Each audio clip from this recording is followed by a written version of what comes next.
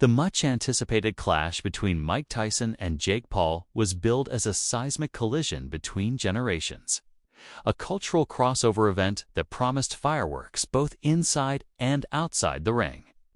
From the moment the fight was announced, headlines, debates, and social media discussions exploded, painting the picture of a showdown that could redefine the blurred lines between sport, spectacle, and entertainment.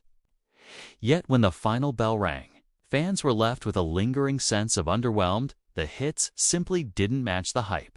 Asterisk. The lead-up to the bout was nothing short of a media circus. Tyson, the 58-year-old former heavyweight champion who once terrorized boxing's elite with his ferocious style, was cast as the timeless warrior, returning to prove that his aura of intimidation had not faded. On the other side stood Jake Paul, a controversial YouTuber-turned-fighter whose polarizing presence has consistently divided audiences. For Paul's supporters, this was the moment to silence critics by defeating one of boxing's greatest legends, even an aged one. For his detractors, it was proof of how far the sport had strayed from its roots, with spectacle now prioritized over skill. Asterisk from the opening round, however, reality set in. Tyson's trademark aggression appeared, dulled his movements slower and far more cautious than the Iron Mike, who once stalked opponents with merciless efficiency. While flashes of power still existed, they were sporadic, like echoes of a bygone era. Paul, meanwhile, failed to seize the moment. Rather than delivering a decisive performance, he looked tentative, choosing safety over risk and struggling to find rhythm against an opponent who no longer had the speed to punish mistakes. Asterisk. The fight quickly devolved into an awkward exchange of jabs, clinches, and moments of fatigue on both sides. Each round felt more like a sparring session than a true contest, with the crowd's early excitement gradually fading into subdued murmurs.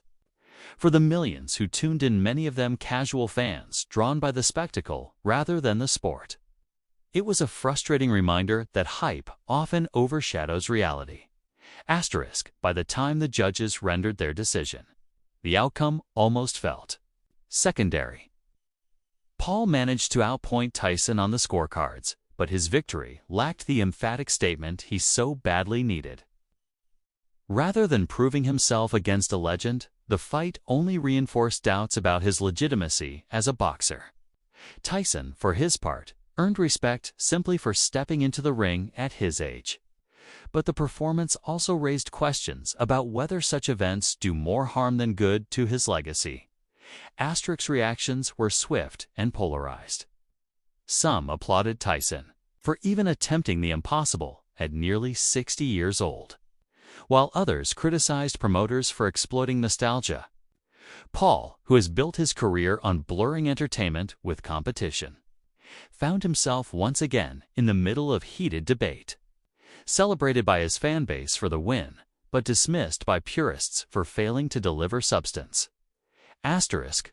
Ultimately, the Tyson vs. Paul fight will be remembered less for what happened inside the ropes and more for what it represented.